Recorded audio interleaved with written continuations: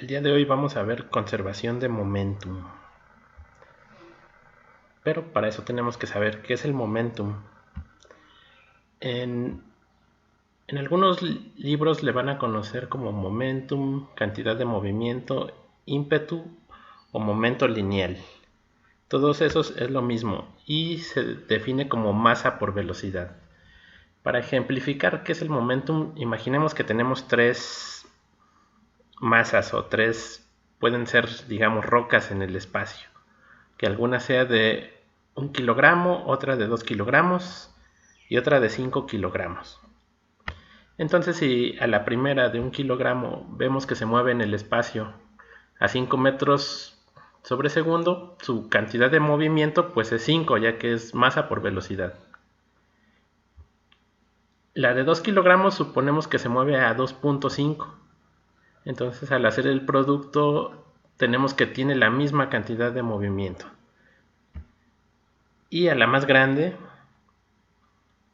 vemos que se mueve más lento y también los tres casos tienen la misma cantidad de movimiento.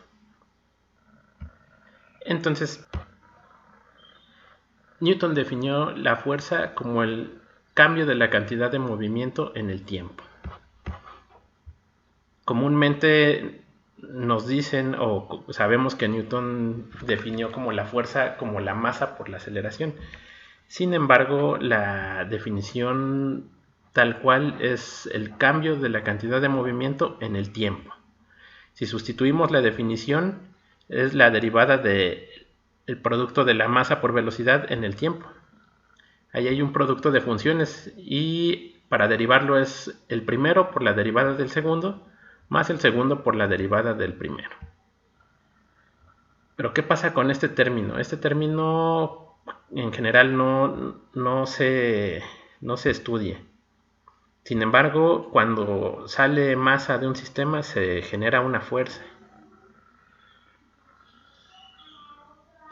Pero como lo estamos viendo desde el lado del sistema, pues no, por definición no hay cambio de masa en el tiempo. Y nos vamos a quedar con la clásica definición de fuerza es igual a masa por aceleración, donde la derivada de la velocidad respecto al tiempo es la aceleración. Entonces la fuerza es el cambio de momentum en el tiempo. Entonces, por ejemplo, un automóvil al ir de 100 kilómetros por hora a 0 no es lo mismo que lo haga en un lapso de 10 segundos, disminuyendo paulatinamente su velocidad. Se necesitaría una fuerza pequeña. A cambiar de 100 kilómetros por hora a 0 en una fracción de segundos, ahí se genera una gran fuerza. Entonces, ahora sí, recordando el teorema de transporte de Reynolds.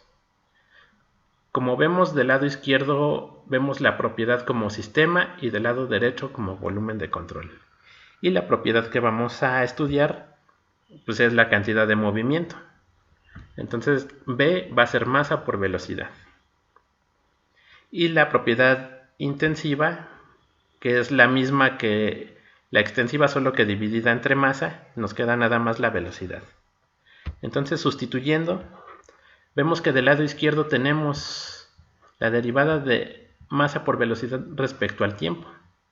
Y como vimos hace un momento, eso es igual a la fuerza.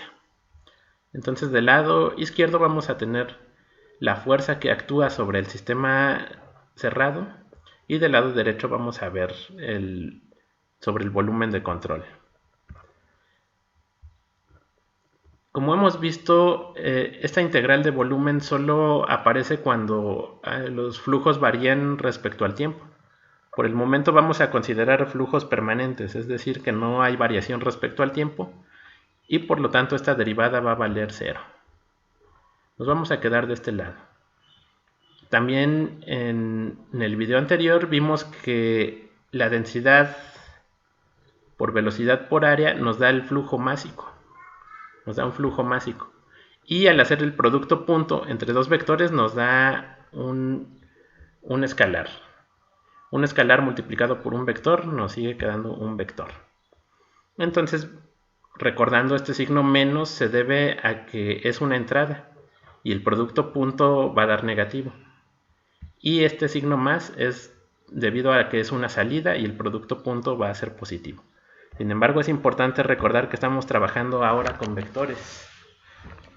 Entonces depende mucho el sentido del que tenga el vector, va a influir también en los signos que se presenten aquí. Es muy importante estudiar las fuerzas debidas a los flujos, ya que en algunas aplicaciones industriales puede haber tuberías a alta presión o en algún proceso donde las presiones sean muy altas y estén ejerciendo una fuerza muy grande. Y es importante saber de cuánto es para poder diseñar las instalaciones hidráulicas. Y hablando de tuberías, puede haber tuberías muy presurizadas, entonces se presenta otra fuerza que es debida a la presión. Sobre la tubería, pues se va a presentar la presión atmosférica que se presenta sobre todo sistema. Y como vemos aquí, actúa hacia adentro. Entonces podemos verlo ya sea como presión manométrica o presión absoluta, pero hay que restarle la presión atmosférica. Y como dijimos, actúa hacia adentro del volumen de control, por lo tanto aquí tiene un signo negativo, el cual denota que el vector normal a la superficie está apuntando hacia adentro. Y se puede sustituir como la presión menos la presión atmosférica o simplemente la presión manométrica por un área, ¿no? Cuando son chorros libres, es decir, que están en la atmósfera, ya está a presión atmosférica, ya no se toma en cuenta ese término. Y vamos a resolver este problema. Dice, un chorro de agua, como se muestra en la figura, impacta de forma normal a la placa fija. Desprecie la gravedad y fricción. Calcule la fuerza en newtons que se requiere para mantener la placa fija. Muy bien, pues para resolverlo necesitamos definir nuestro volumen de control, el cual está denotado aquí con el cuadro punteado. Entonces, de la definición, las fuerzas que hay en X, porque hay que recordar que son vectores, entonces tenemos que descomponerlo. Fuerzas en X y fuerzas en Y. Fuerzas en X es igual a menos flujo másico que entra por la velocidad en X más el flujo másico que sale por la velocidad en X. La sumatoria de todas las entradas, todas las salidas en dirección X. Y lo mismo en dirección Y. Menos el flujo másico por velocidad en Y a la entrada, más el flujo másico por velocidad en Y a la salida. Entonces hay que ver. Vemos que entra en dirección X, pero no sale ningún flujo en dirección X, entonces ese término se va. Ahora, ¿qué pasa en dirección Y? En dirección Y no entra ningún flujo en dirección Y, solo están saliendo en dirección Y. Muy bien, veamos. Tenemos que solo hay una entrada, entonces es el flujo másico que entra por la velocidad a la que está entrando. Entonces nos indican que la velocidad de entrada son 8 metros sobre segundo. Y este signo menos hay que recordar que es debido a que es una entrada. Entonces flujo másico es densidad por velocidad por área. El área la podemos sacar ya que nos dan el diámetro del chorro. Y a la salida tenemos que es la sumatoria de las salidas. Hay un flujo másico que sale para arriba por la velocidad de salida y uno que va para abajo por la velocidad del que va hacia abajo. Muy bien, sustituyendo datos, densidad por velocidad por área y todo eso por de nuevo la velocidad nos da de 502 newtons. Entonces ya determinamos la fuerza que se necesita para mantener la placa en esa posición. Pero ahora veamos qué pasa en dirección Y. En dirección Y aparece este signo menos, pero este signo menos no es porque sea una entrada, sino que el signo menos es porque va hacia abajo. Hay que recordar que estamos trabajando con vectores y es importante ver la dirección de cada uno de los vectores. Entonces, si sumamos flujos másicos por velocidades, suponiendo que el flujo se divide en dos, lo que se va para arriba es igual a lo que se va para abajo. Entonces la suma en dirección Y nos da 0.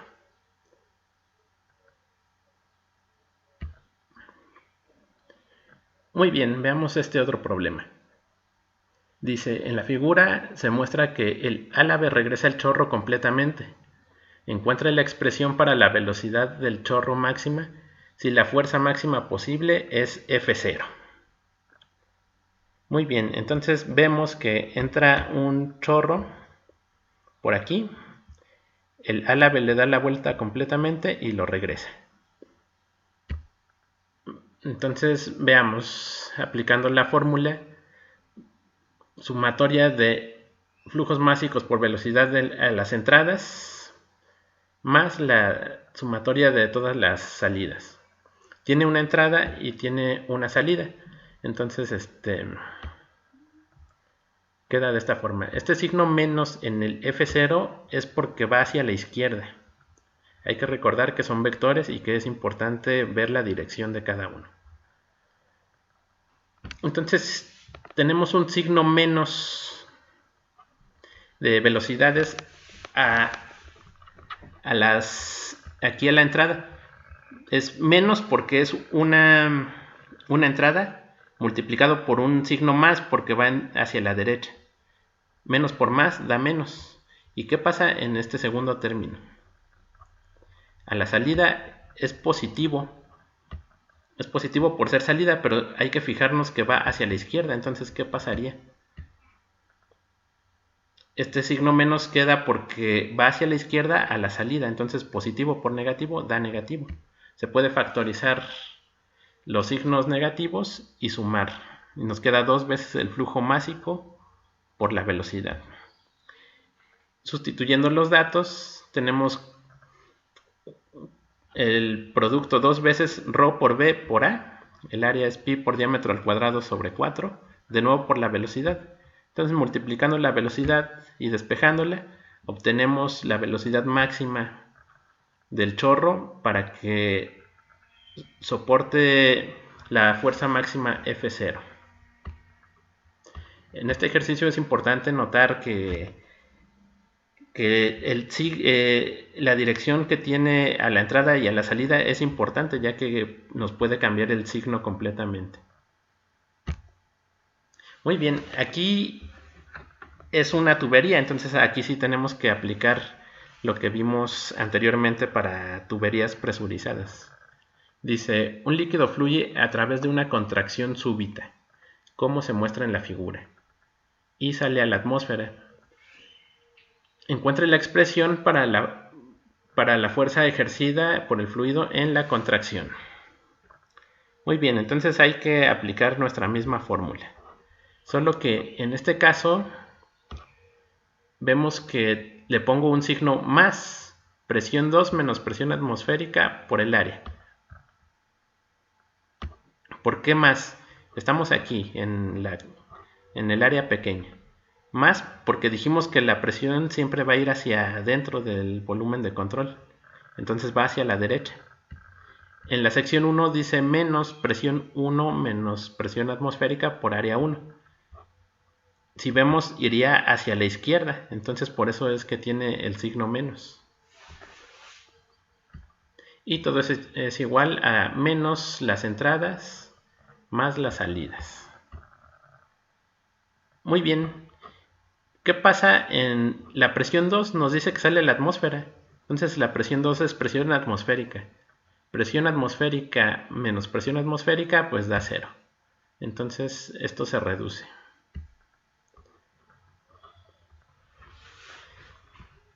Entonces tenemos que encontrar la fuerza ejercida por el fluido. Entonces tenemos que despejar esta fuerza en X. Y lo único que nos resta es determinar el gasto másico y multiplicarlo por las velocidades.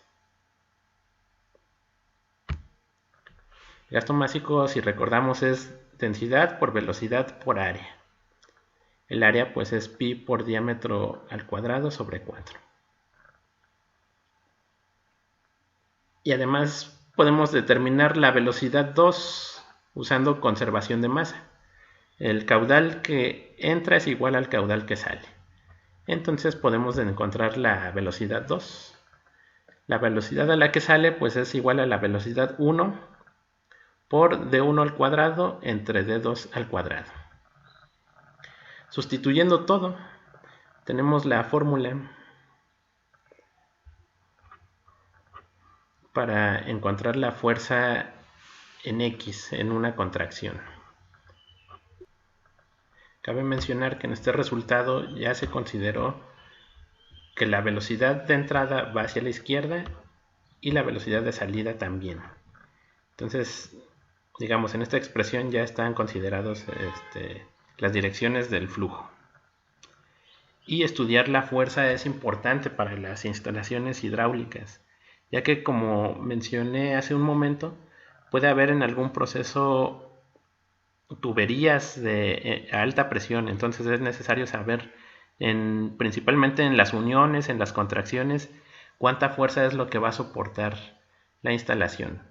Entonces conocer bien la fuerza es importante para el correcto diseño de una instalación hidráulica. Bueno, espero que este video les haya gustado. Nos vemos en un próximo video. Hasta la próxima.